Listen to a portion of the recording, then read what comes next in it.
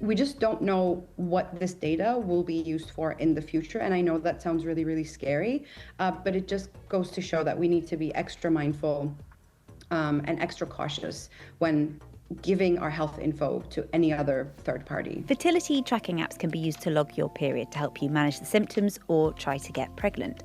The most popular three are Clue, Flow, and Period Tracker, and they've got more than 250 million downloads between them. But some women are now using them to avoid getting pregnant too. So how do these apps work? Have they been designed to replace condoms and hormonal treatments? And are they a safe alternative? That's what we're talking about today on What in the World from the BBC World Service. I'm Hannah Gelbard. And joining us is Rika Kumru from Turkey, who works internationally as a sexologist. Hi, Rika. Hi, how are you? Good, thank you. Thank you for joining us. So what is a sexologist? What does that mean? What exactly do you do? Yeah, so I'm a social sexologist, so I don't do any clinical work. I work as a consultant and an educator, and I combine the two worlds together, the world of sexual health and the world of communications. So that can look like anything from producing videos and content that's evidence-based, and it can also look like me delivering educational workshops in multiple settings. One of the hats that you're going to be wearing for today is to talk about these fertility tracking apps. So they work by tracking your menstrual cycle. And before we find out how they work, I thought it would be really useful to know how the menstrual cycle works and what the different phases are. So day one is the first day of your period. Between day 1 and day 14, your body does a lot of different things to get one of the eggs in the ovaries ready for ovulation. So what it does is estrogen rises in the body, and this causes the lining of the uterus, the endometrium, to grow and thicken. And then between day 10 and 14, one of the developing follicles grows into an egg, what we call an ovum. So usually around day 14, it could be 13 or 16, this fully developed egg gets released from the ovary.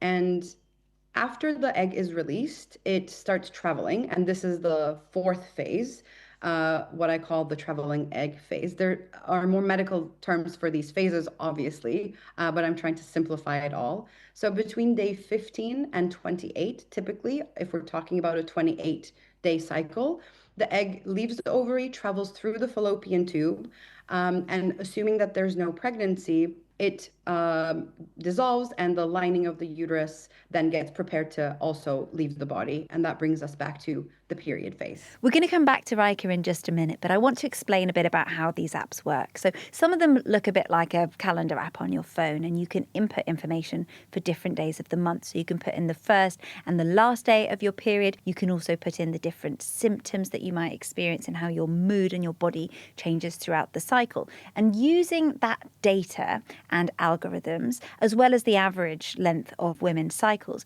the apps are then able to predict when your next period might be. And they can also predict your fertile window, which is when you're ovulating. That's the time of the month when you should ideally be using some other kind of contraception if you don't want to get pregnant. And it can also help you to track those symptoms and see patterns into how and when they occur. Natural Cycles, which is the only app that's been approved as a contraception, also comes with a thermometer. So you can input your body temperature first thing in the morning. And that's another way to help improve the accuracy because your body temperature changes throughout the different times of the month. So back to you, Rika. When you take hormonal medication, something like the pill, that can give you a much clearer idea of when your period, your withdrawal bleed is going to come because you can kind of manage it medically. But a lot of people use these apps so they don't have to take hormones because of all the side effects that come with it. What are some of the other reasons that people are turning to them? People can turn to them to have a better understanding of their moods sometimes, to have a better understanding of how maybe different conditions that they have or issues or questions that they have interact with their period. Of course, one of the more common ones is to use it as a form of birth control.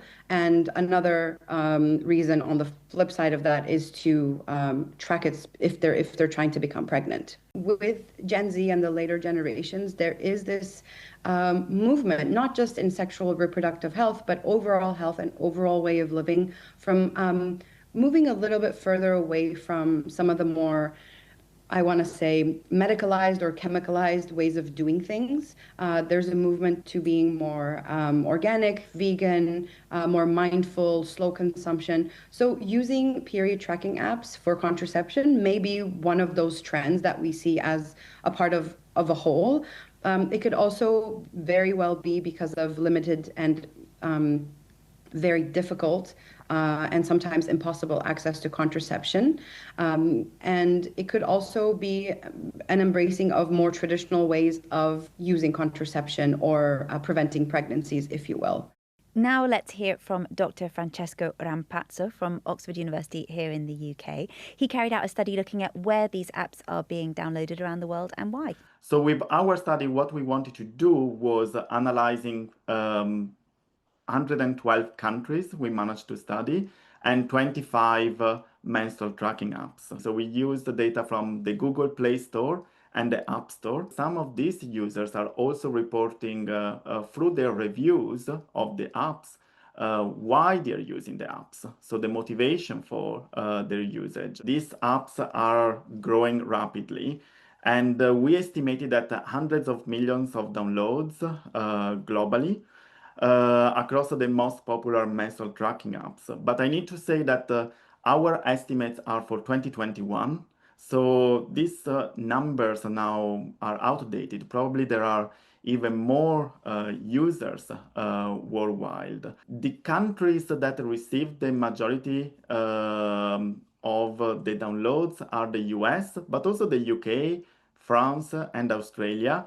And we found also substantial uptake across South America and the Global South. And we found that the most frequent motivation for using these apps is general menstrual tracking. So 61% of these reviews are suggesting that these users are using these apps for receiving a prediction of their period. Some users might be turning to apps as a supplement or even like a substitute for formal reproductive health services, especially where access to contraception or healthcare is more limited. We found that around 22% of the users are reporting that they are using these apps to achieve a pregnancy, 8% to avoid a pregnancy. As you said, more people are starting to use this as a form of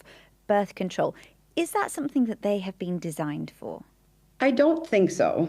I think when these period tracking apps were designed, I don't think they took into picture how people would actually end up using them in the fullest context. But that's technology for you. Something can be developed for one reason, and then based on how users use them, they can be turned into something different, or be new features can be added on top. And I feel like that's what's happening with period trackers. Now you can input your mood, your diet, your level of exercise during that day. They're almost becoming this kind of like this lifestyle app, like track your everything. How reliable are these apps if people are using them as contraception instead of the pill or condoms? Certain contraceptive methods will work better for specific people, depending on various different attributes and factors. And a doctor would be able to assess that way better than I will be able to. However, there are certain things that we need to take into consideration. One being, especially for young people,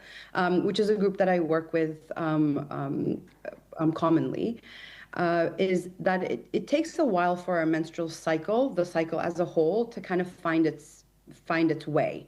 It's not always like clockwork. As soon as you get your period, you don't usually get it in a very organized and regular manner, if you will.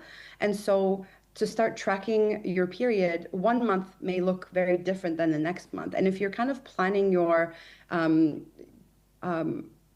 sexual activity around that can be a little bit problematic because it's not going to give you exact dates as to when you're ovulating, when you're fertile, when you're not very fertile. It usually takes time, until our mid-20s sometimes for our menstrual cycle to kind of find its own. And so that is one important note.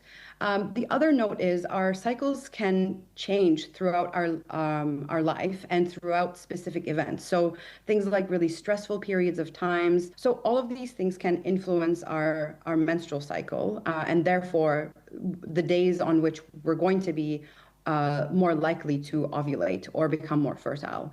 And then finally, period tracking apps are great for tracking periods, obviously, but they're not going to create a barrier or kind of any form of protection from sexually transmitted infections. So what I'm hearing for you is there is a lot of human variation. There's also room for human error. These apps are only going to be as good as the data that you input into them. So the companies behind these apps say that they can be as much as 93% reliable when they're used correctly. And that means that 7 out of 100 women would get pregnant when tracking their fertility over a year. But when the pill is used perfectly every single day at the same time, the success rate is 99%. Things like the coil and the implant, the injection, which don't rely on people having to take them every day. But there's another big concern with these and with many of the apps that we use, which is privacy.